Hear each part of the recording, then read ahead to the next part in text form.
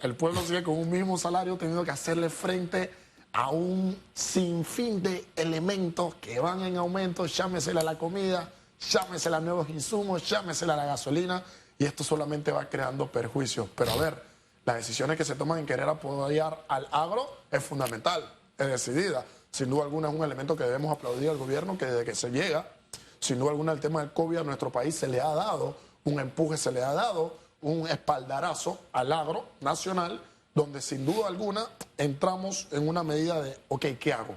¿Te apoyo o no te apoyo? Esto incide directamente en un incremento, no es un incremento, una decisión que se debe tomar, se toma en su momento, se toma en su medida, y creo yo que ya se deben de estar planteando las medidas para que esta afectación no tenga un gran impacto, porque si no la ciudadanía puede responder de manera muy grave y muy complicada, Hugo. Y yo creo que una de las grandes claves del desarrollo humano y de los países es aprender a ser agradecidos. El arroz nuestro de cada día estuvo allí, porque en medio de la pandemia el campesino no dejó de trabajar. Trabajó y trabajó. Porque se habían tomado decisiones para que pudieran seguir produciendo. Claramente. Al final llegó la pandemia y gracias a Dios creo que estábamos en la segunda cosecha ya de arroz con las nuevas medidas. Es correcto. Eso nos aseguró, insisto, el arroz nuestro de cada día. Y me parece que seríamos unos desagradecidos como país darle la espalda ahora al productor nacional, a sabiendas de que los otros países lo que hacen es apoyar a su productor. Ahora, eso no implica que esto sea agarren al consumidor y suban los precios. Tenemos que buscar algunos caminos para que se equilibre la situación, y así como se favorece al productor, también el consumidor tenga acceso a buenos precios. Y si la importación de algunos rubros es la salida, oiga, que la rebaja de aranceles se vea reflejada. Es correcto. La historia ha sido, no ahora, permanente ha sido que se rebajan los aranceles y que los productos siguen al mismo precio o aumentan. Y ahí, ¿quién defiende entonces al consumidor? Es correcto. Allí es donde nosotros necesitamos, sin duda alguna, que se establezca eso. Canales de comunicación efectiva, asertiva, y que las decisiones gubernamentales que se consideren, sin duda alguna, no afecte al agro, porque el agro nacional no puede verse afectado, pero al mismo tiempo que el consumidor, en su medida, no goce de un impacto negativo que le venga a afectar. Oye, sin duda alguna solamente debemos de revolver la mirada, así como no esperábamos en materia de economía, como no esperábamos en materia de salud, un impacto, una llegada de este bicho hace 2 años, marzo del 2020, y que nos ha cambiado, han mutado sin duda alguna todos los lineamientos, todas las medidas de cómo nosotros concebimos la vida. Tampoco se esperaba estas decisiones en el agro, pero por condiciones emergentes hay que tomar decisiones emergentes, y es en ese sentido de emergencia, en ese carácter de urgencia, pues que las consideraciones que se toman ahora debemos de ver quién le pone el cascabel al gato, cuáles son las decisiones y los entendimientos colaborativos a los cuales podemos llegar para que todas las partes que estamos en medio del asunto no nos veamos afectados, o que esa afectación, el perjuicio, sea el menor posible a fin de contrarrestar a largo plazo cualquier dilema que se pueda presentar. Para mí es esencial que los dos extremos de la cadena, que son los más desfavorecidos históricamente, En definitiva. de alguna forma se busque ese equilibrio en el mercado sin que haya un intervencionismo, ¿verdad? Porque yo creo en el libre mercado, pero la mano invisible en Panamá es un poco difícil. O sea, la mano invisible en Panamá es muy visible. Yo creo que todos sabemos de lo que estamos hablando, ¿no? Como la mano es tan visible, sí hay que tomar algunas medidas para que esos dos extremos de alguna forma no sean asfixiados por el mercado, porque Claro. es lo que ha pasado a través del tiempo. Por eso lo que han planteado los porcinocultores de irnos preparando para renegociar con los Estados Unidos el tema de importación, yo creo que tenemos que hacerlo con esos 4 productos claves. Y cuidado que ampliarlo, pero nosotros tenemos que tomar la iniciativa, porque el que va a desaparecer es nuestro productor. Y usted se imagina esa oleada que ha sido permanente del interior hacia la capital, que siga aumentando, el problema social que va a seguir creciendo si no tomamos las medidas. Se lo dejo como un interrogante. Yo creo que es un buen punto a abordar. En definitiva, mi querido Hugo Enrique, te comento algo, por la reflexión a la que acabas de llegar. Yo creo que en estos momentos, si Hayek pudiese levantarse de la tumba, vendría y te pediría un autógrafo, porque estás recitando literalmente lo que hay que hacer desde una perspectiva de Hayek como se plantearía. Óigame, mientras nosotros permitamos que el mercado se pueda desarrollar y desenvolver por sus propias condiciones, llámesele una libertad dentro del mismo, y que menos intervención, menos presencia del Estado tengamos dentro del mercado, mejor nos va. Porque el que compra y el que necesita vender pueden tener canales de comunicación y establecimientos sin una mano coactiva, dura, contraproducente y de dirección y alineamiento como pretende creer el Estado que se realizan, que a mi criterio no es así, pero bueno, no podía pasar eso desapercibido. Hayek te pediría un autógrafo, porque en la medida en la que nosotros sin duda alguna permitamos una liberación dentro de las condiciones propias del mercado, yo creo que hay un buen paso para que podamos resolver. Usted puede ser el millonario del universo. Sí, sí. Iba a hablarle, pero ya la cambió. Yo me quedé un poquito atrás en esa lista. Puede ser Buffett, puede ser el que usted quiera. Claro. Tener los millones que a usted le dé la gana. Y puede ser también el más pobre. Y usted va a necesitar 3 veces al día al campesino, al productor. Tiene que comer. Las políticas de Estado van a definir si lo que le llega a su mesa es de su campesino o de su productor, o si es del campesino o el productor de otro país. Claramente. Ahí es entonces donde el Estado juega un papel importante en las decisiones de políticas que logren ese equilibrio social, que a la postre se traducen en paz y se traducen en que aquí no hay buenos y malos, sino que todos podemos convivir en este país dedicándonos a diversas actividades. ¿No le parece? Y ese es un punto claro y un punto que me preocupa cuando hablas de política de Estado, mi querido Hugo Enrique, porque nuestro país, si bien es cierto, nos ha demostrado que tenemos todo menos políticas públicas de Estado que estén orientadas a definir, oye, cuáles son las reglas de juego a mediano y a largo plazo. Aquí estas políticas, como siempre comparto contigo, Enrique, quinquenio tras quinquenio, nos tienen cerrado a nosotros en una quimera. Si hay un gobierno, no hay política, y si hay política, no hay gobierno. Entonces, efectivamente, nosotros requerimos, oye, sentar las bases de una política de Estado clara, con un lineamiento y una dirección precisa, a fin de poder establecer cuál es el hilo conductor que nosotros vamos a tener, no solo en este tema, sino en todos los temas que nos aquejan y nos preocupan. Hombre, y no revolver la olla con anuncios como el que se hizo ayer. O sea, cuando yo vi la noticia de que había escasez de leche, yo me quedé, wow, ¿en serio? Uno brinca. Y me comenzaron a llegar videos. Decía, Víctor Epifanio me mandó enseguida un video y me llegaron otros más de, oye, tal escasez de leche no es cierta.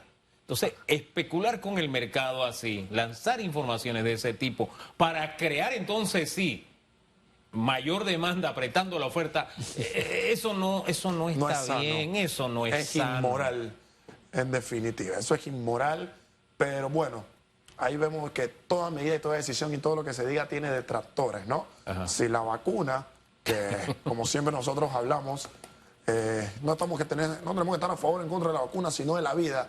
Y si algo que te da vida, Hugo Enrique, que te puede proteger, que te puede alejar de perder a un familiar, tiene detractores. Imagínate ahora algo como la leche, ¿cómo no va a tener detractores? Porque hay personas que creen que difundiendo o creando o orquestando estos elementos a quien le hace bien, no sé a quién. Pero esto es un terrorismo a mi criterio, en gran medida que uno toma. A mí me encanta la Biblia por una razón. Ese es un tratado del tema que usted quiera. De temas de ciencia, de temas de economía, de política, de lo que usted quiera. Todo está allí. ¿Y sabe lo que dice la Biblia respecto a, por ejemplo, el trabajo? Dice, el que no trabaja, que no coma. Así de sencillo. ¿Tú quieres comer? Tienes que trabajar. ¿Va? Pero dice también, el trabajador es merecedor de su salario. Y dice más, a mí me ha llegado, dice Dios, el clamor de los trabajadores a los que no le ha pagado su salario. O sea, cuando usted no le paga a sus trabajadores lo justo, usted se está metiendo con Dios. Fíjese esto. ¿Por qué le traigo esto a colación? Porque ese mismo libro dice que Dios aborrece las balanzas desajustadas. ¿Eso qué significa? Que yo no tengo que manejar mi comercio pensando en mi bienestar y no tener límite para mi ganancia. No. En definitiva. Tú tienes que tener un balance en tus ganancias, señor empresario, señor que especula, señor que se queda con los aranceles y no se lo transfiere al consumidor, etcétera. Tenemos que encontrar ese balance como seres humanos. A eso nos llama ese libro, y lo cito porque la mayoría de los panameños tienen su fe basada en ese libro. Confiamos que es la palabra de Dios, ¿no? Claramente. No, mira, Justamente yo el martes pasado, mi querido Hugo Enrique, estaba haciendo el lanzamiento de mis 3 nuevas obras. Allí hay un libro titulado El mundo de los negocios desde una perspectiva cuasi utópica. Subtítulo, una radiografía del mercado laboral en nuestro país. Ahí metió radiografía. Que hice en coautoría. Ahí metí radiografía. Ahí metí radiografía. Sí. Fue en honor justamente al programa.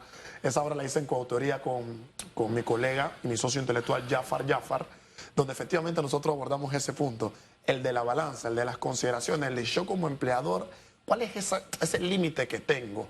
¿Cuál es ese oído que tengo que tener no solamente para mi cliente, sino también para mi personal?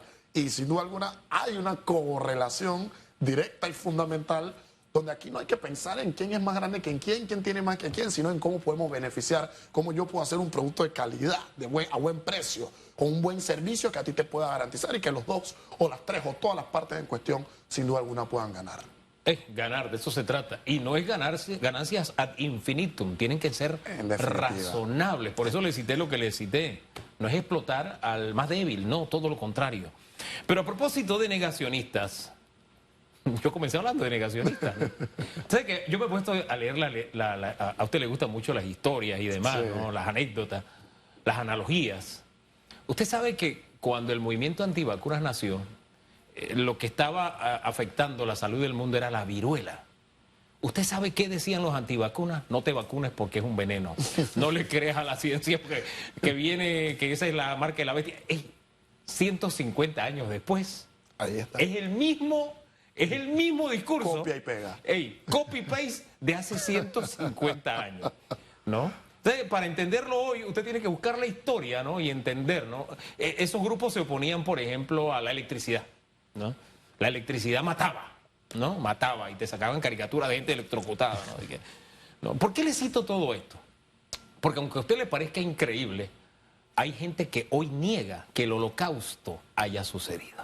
Mira, así de increíble. Y me duele eso. Y es doloroso. Y hoy eso. tenemos que decir esa frase que año tras año se repite. Yo recuerdo.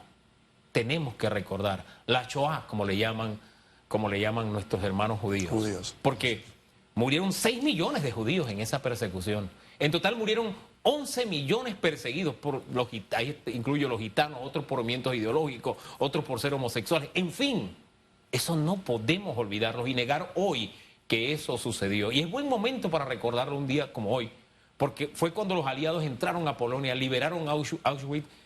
Los que primeros en llegar fueron precisamente los rusos, los soviéticos se les llamaba en ese momento.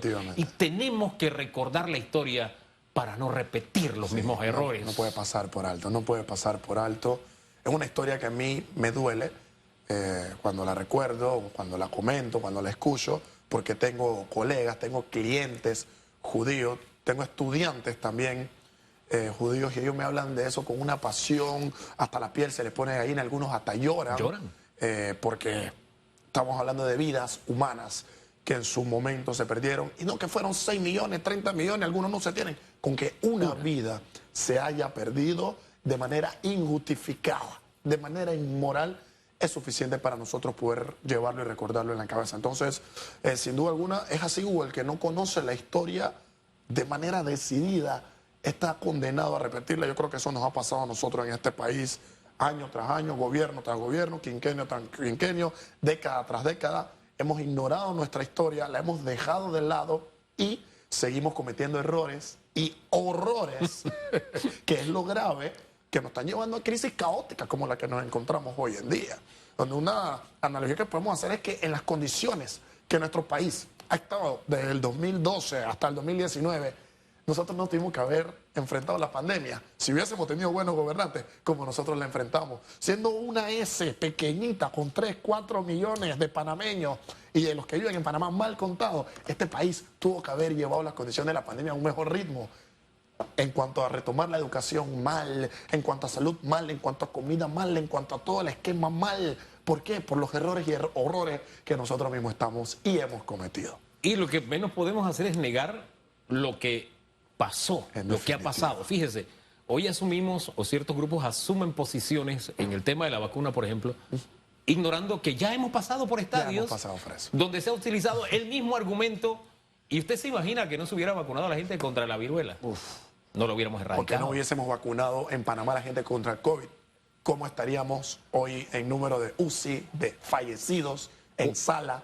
O dicen con tanta ligereza, una doctora que no, 12 niños ya han muerto. Y tú te quedas, ¿dónde están esas cifras? Dice que por la vacuna. Entonces, un profesional de la medicina, de verdad. En definitiva. O decir la vacuna no sirve, porque claro, tiene falla vacunal, no es perfecta. Porque nosotros no somos perfectos, no podemos hacer algo perfecto, así de sencillo. En definitiva. Pero usted sabe cuál es la falla vacunal de la influenza, por ejemplo, que la conocemos bastante. 50-60%. Es decir, usted tiene un 40 o un 50% de contagiarse aunque esté vacunado de influenza. Es correcto. Entonces, los pecados que se le señalan a esta vacuna son usuales en las vacunas, pero mayor riesgo es no vacunarse. Así es. ¿Ve? Entonces, busque información donde tenga que buscarlo. No niegue, acuérdese que se comenzó negando el virus. Después se negaba la pandemia. Ahora se niega la vacuna. Hay que seguir muy estrechamente esto día a día, porque a mí me preocupa que esté permeando y que los niños no lo vayan a vacunar. Esta noche, Hugo Enrique, acuérdate de mí, ¿eh? Sí, Mira sí. lo que va a ocurrir esta noche. Costa Rica está obligada a ganar. Están jugando en su casa. Se van a alocar. ¿Y sabes lo que va a pasar? 2-1 gana mi selección hoy.